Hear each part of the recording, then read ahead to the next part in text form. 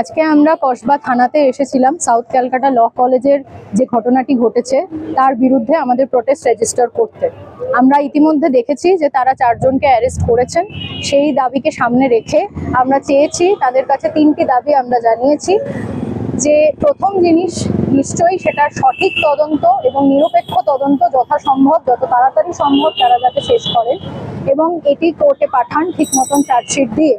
যে কোনো ধরনের প্ররোচনাকে বাদ দিয়ে তারা যাতে তাদের তদন্ত সুষ্ঠুভাবে সম্পন্ন করেন।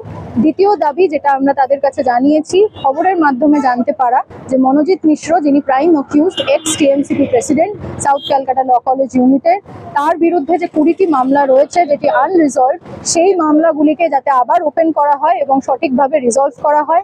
এবং তৃতীয় দাবি, রাত দখল আন্দোলনের সময়কালীনও বহু মানুষ যারা সাউথ ক্যালকাটা ল কলেজ থেকে স্টুডেন্ট হিসেবে রাত দখল আন্দোলনে যোগ দিয়েছিলেন, তাদেরকে মনোজিৎ মিশ্র এবং টিম নিজের মতন করে থ্রেট করেছে এবং একটি ভয়ের পরিবেশে কলেজে থাকতে বাধ্য করেছে। তাদের মধ্যে একজনকে পিটিয়েওছে।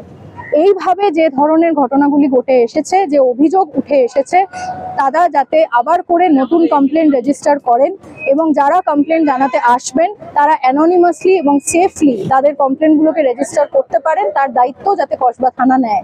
We demand, number 1, fair, active and unbiased investigation into the current South Calcutta Law College incident. Number 2, reopening all the 20 unresolved cases against Monojit Mishra and ensuring proper and unbiased resolution. And number 3, immediate suo motu action in favor of registering complaints against Monojit Mishra and other hooligans of South Calcutta Law College from complainants who could not come forward till date due to the atmosphere of fear maintained by the prime accused. The complainants should have the privilege of complete anonymity and safety as ensured by the officials of the Kosba police station. আমরা কসবা থানাকে 1 মাসের সময় দিয়েছি, অর্থাৎ 29শে জুলাই 2025 অবধি সময় দিয়েছি, যাতে এই ডেপুটেশন অনুযায়ী তারা তাদের তদন্ত এবং তাদের প্রক্রিয়া শুরু করে। আমরা দেখেছি যে বহু দিন ধরে, বহু বছর ধরে আরজিকর আন্দোলন তার একটি বড় জায়গা, যেখান থেকে রাত দখল আন্দোলনের সূত্রপাত হয় আগের বছরে। সেই জায়গা থেকে আরজিকরের যে ঘটনাটি ঘটে এবং তার পরবর্তীতে যে যে ঘটনাগুলি ঘটে এসেছে, যে যে ধরনের মন্তব্য আমরা দেখতে পেয়েছি, এই ঘটনার ক্ষেত্রেও নারায়ণ ব্যানার্জি এবং মদন মিত্রর যে উক্তি বা কার্তিক মহারাজের যে ধরনের ঘটনা সামনে এসেছে, তামান্নার যে ধরনের ঘটনা সামনে এসেছে, এই প্রত্যেকটি জিনিসকে যদি কাঠামোগত বদল দিয়ে বদল করার চেষ্টা না করা হয় এবং শুধুমাত্র মহিলাদেরকে এখানে বেনিফিশিয়ারি হিসাবে দেখা হয়, তাদের জন্য কয়েকটি স্কিম বা কোনো একটা জিনিসকে ফ্রি করে দিয়েই যদি সরকার মনে করে যে মহিলাদের পাশে যথাযথভাবে দাঁড়ানো হয়ে গেল, তাহলে আসলে এই ধর্ষণ সংস্কৃতি মূল থেকে উপড়ে ফেলা সম্ভব নয়।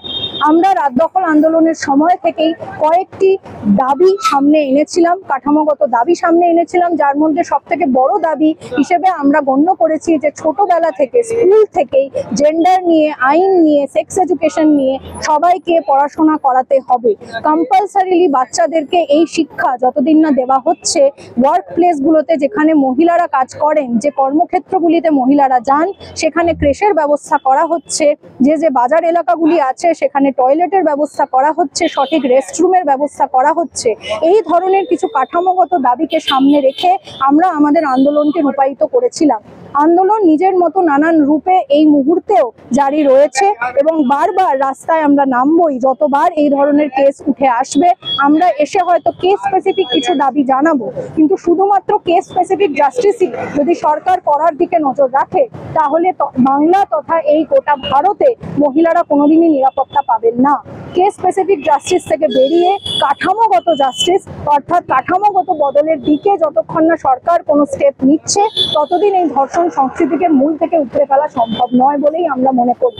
রাত দখল, দিন বদল এবং ছাত্রছাত্রীরা মিলে আজকে কসবা থানায় আমরা কিছু ডেপুটেশন দাবি দিয়েছি।